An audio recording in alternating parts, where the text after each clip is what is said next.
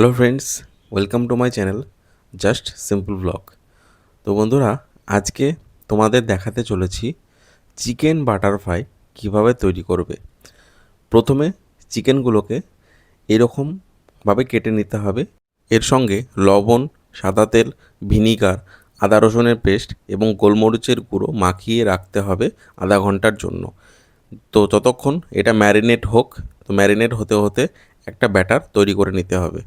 তার জন্য একটা পাত্র নিয়ে নিতে হবে এবং তার মধ্যে কিছু পরিমাণ ময়দা নিতে হবে এবং ময়দার সঙ্গে সঙ্গে নিতে হবে অল্প পরিমাণ কর্নফ্লাওয়ার এবং এটার মধ্যে আবারও দিতে হবে আদা রসুনের পেস্ট এবং দিতে হবে স্বাদ মতন লবণ এবং তার সঙ্গে দিতে হবে গোলমরিচের গুঁড়ো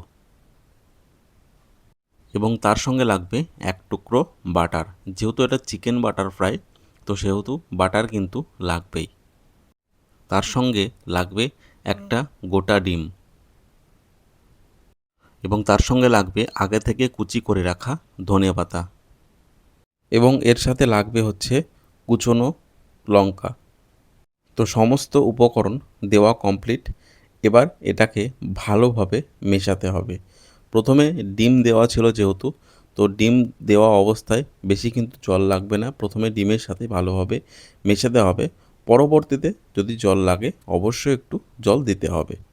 তো জল লাগবে, আমি একটু জল দিয়ে নিলাম। তো অবশ্যই কিন্তু জল দেবেন, কারণ জল ছাড়া কিন্তু হবে না। কারণ ডিম একটা যেহেতু থাকবে, ব্যাটারটা ঘনই থেকে যাবে। ব্যাটারটা কিন্তু একটু পাতলা করতে হবে। ব্যাটারটা যখন তৈরি করবেন ভালোভাবে কিন্তু ফেটিয়ে নেবেন। তো ব্যাটারটা কিন্তু আমাদের রেডি হয়ে গেছে এবং ব্যাটারটা তৈরি হয়ে গেলে দিতে হবে অল্প পরিমাণ বেকিং পাউডার দিয়ে আবারও ভালোভাবে ব্যাটারটাকে মিশিয়ে নিতে হবে। এবার গ্যাসের উপর কড়াই চাপিয়ে দিতে হবে। তো দেখতেই পাচ্ছেন আমি ছোট্ট কড়াই নিয়েছি, যাতে তেলের পরিমাণটা কম লাগে এবং ছোট্ট জায়গায় ভাজাটা কিন্তু ভালো হবে। কড়াইতে পরিমাণ মতন সাদা তেল দিয়ে দিতে হবে। খুব বেশি পরিমাণ দেওয়ার দরকার নেই, যতটা পরিমাণ লাগবে ঠিক ততটা পরিমাণই সাদা তেল কিন্তু দিয়ে দিতে হবে। তেলটা ভালো মতন গরম হয়ে আসলে দিতে হবে ওই যে মাংসের স্ট্রিপগুলো ম্যারিনেশন করে রাখা ছিল, সেটা এই ব্যাটারের মধ্যে একটা করে ডোবাতে হবে এবং তেলের মধ্যে ছাড়তে হবে। ঠিক যেরকম ভিডিওতে দেখানো হয়েছে ঠিক সেই রকম প্রসেসেই কিন্তু আপনারা এটাকে বানাবেন।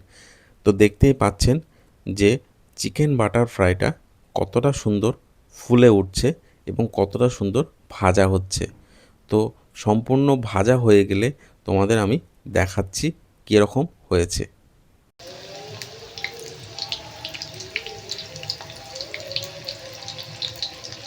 কড়াইতে যতটা পরিমাণ জায়গা থাকবে ততটা পরিমাণই স্ট্রিপ ছাড়বেন।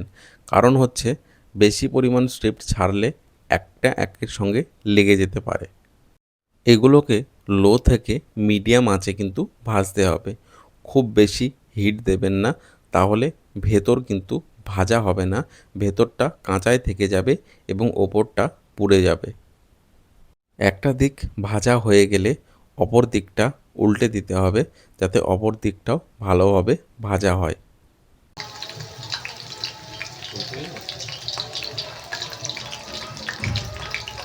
তো বন্ধুরা, চিকেন বাটার ফ্রাই আমাদের কিন্তু রেডি হয়ে গেছে।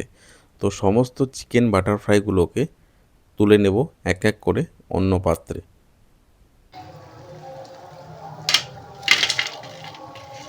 বাকি যে চিকেন বাটার ফ্রাইগুলো আছে সেগুলো এক এক করে ভাজতে থাকি। চলুন, যেগুলো ভাজা হয়ে গেছে সেগুলো কেমন ভাজা হয়েছে আপনাদের আমি দেখিয়ে দিই। দেখুন চিকেন বাটার ফ্রাইগুলো কতটা সুন্দর ফুলেছে এবং দেখে মনে হচ্ছে খুবই সুস্বাদু হয়েছে। তো চলুন একটা আপনাদের ভেঙে দেখাই কতটা মচমচে হয়েছে এবং কতটা সুন্দর ভেতরে সেদ্ধ হয়েছে।